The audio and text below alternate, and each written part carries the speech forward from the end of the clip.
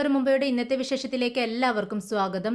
വൈജയൻ്റെ അമ്മയ്ക്ക് അരിഷ്ടമൊക്കെ എടുത്തു കൊടുക്കുകയാണ്. അപ്പോൾ അമ്മ പറയുന്നുണ്ട്, വൈജയ് ഇങ്ങനെയല്ല, ഇതിൽ ഒരു ഗുളിക ചാലിച്ച് ചേർക്കാനുണ്ട്.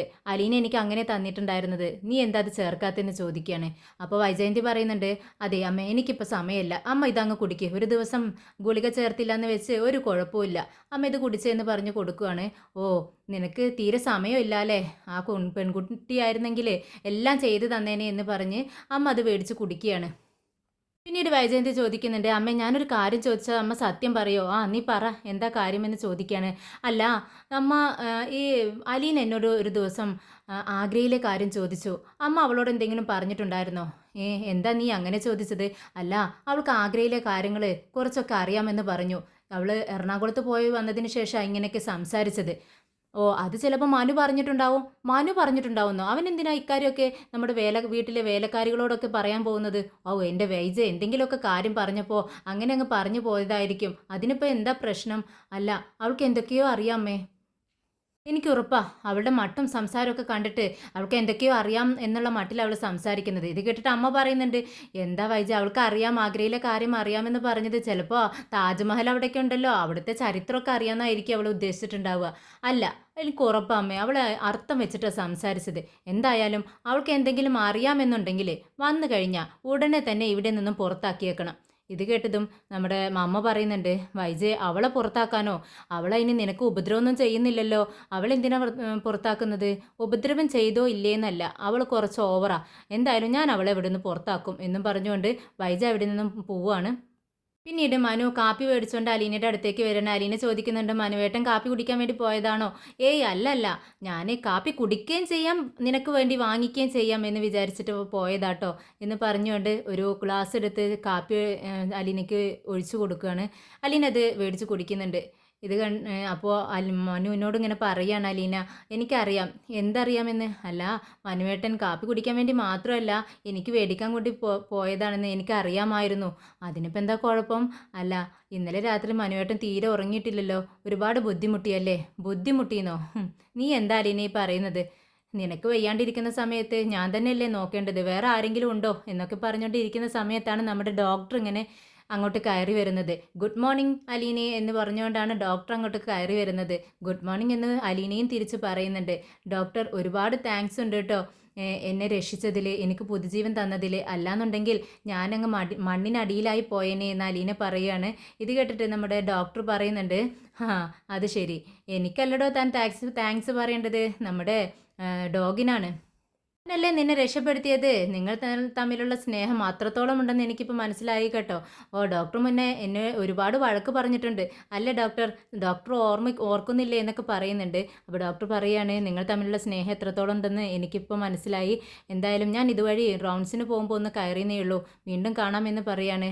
അപ്പോൾ മനു പറയുന്നുണ്ട്, ഒരുപാട് താങ്ക്സ് ഇവളെ എനിക്ക് തിരിച്ചു തന്നതിന്, എൻ്റെ മനസ്സിൽ നിന്നുമാണ് ഞാനിത് പറയുന്നത് എന്ന് പറയുകയാണ്. അങ്ങനെ ഡോക്ടർ അവിടെ നിന്നും പോകുന്നുണ്ട്.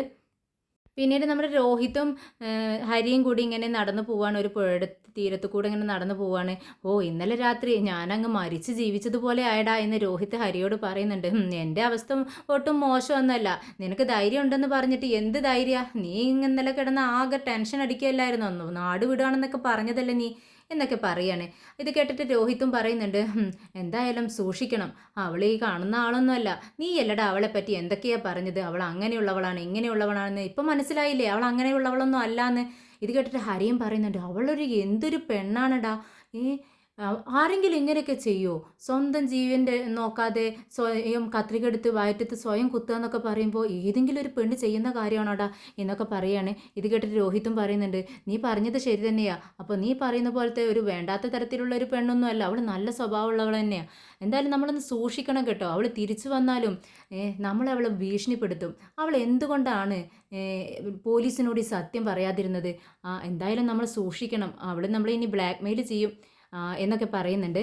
പിന്നീട് നമ്മുടെ ഹരി അവിടെ ഇങ്ങനെ ഇരുന്ന് ഉറങ്ങുകയാണ് അലീനയുടെ അടുത്ത്. അപ്പോൾ അലീന ഉണർത്തുന്നൊന്നുമില്ല, അലീന ഇങ്ങനെ അവൻ്റെ മുഖത്തേക്ക് ഇങ്ങനെ നോക്കുന്നുണ്ട്. അപ്പോൾ സിസ്റ്റർ അങ്ങോട്ടേക്ക് വരുന്നുണ്ട്. സിസ്റ്റർ ഇങ്ങോട്ട് ഒരു ടാബ്ലറ്റ് എടുത്തിട്ട് അലീൻ്റെ അടുത്ത് കൊടുക്കുന്നുണ്ട്. ഇത് കഴിക്കണം കേട്ടോ എന്ന് പറയാണ്. അങ്ങനെ ടാബ്ലറ്റൊക്കെ കഴിക്കുകയാണ്. അപ്പോൾ ഇങ്ങനെ ചോദിക്കുന്നുണ്ട്, ഇന്നലെ ഉറങ്ങിയോ? ഏയ് ഉറങ്ങിയിട്ടുണ്ടായിരുന്നില്ല എന്നൊക്കെ പറയാണ്.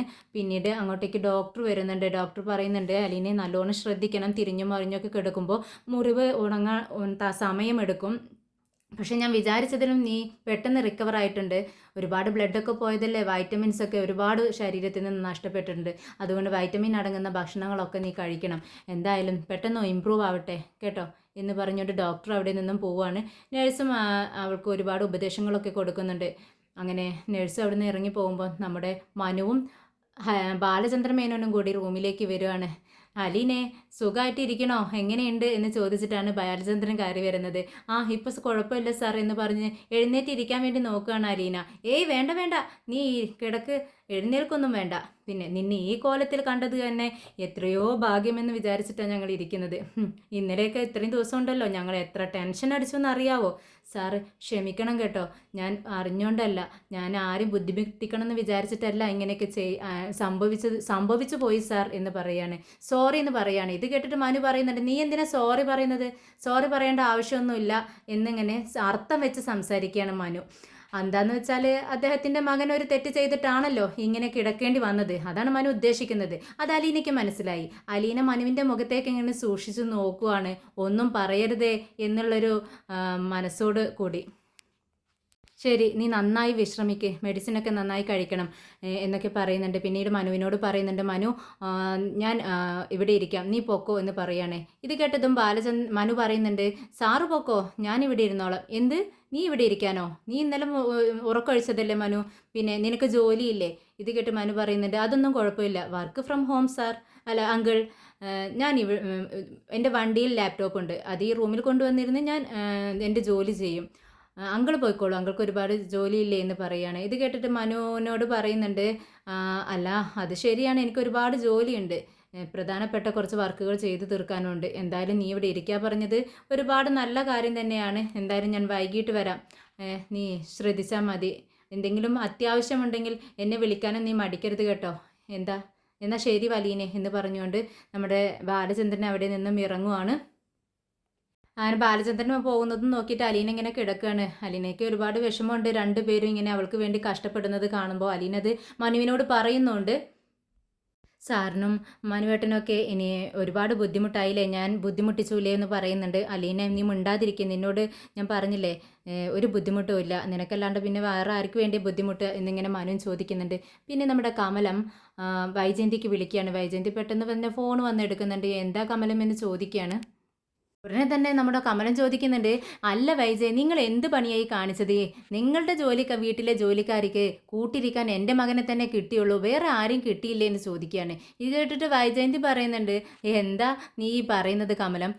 ഞങ്ങൾക്ക് അങ്ങനെ ചെയ്യേണ്ട ആവശ്യമൊന്നുമില്ല. നിൻ്റെ മകനെ ഞങ്ങൾ എന്തിനാണ് അവളുടെ അടുത്ത് ഇരുത്തുന്നത്?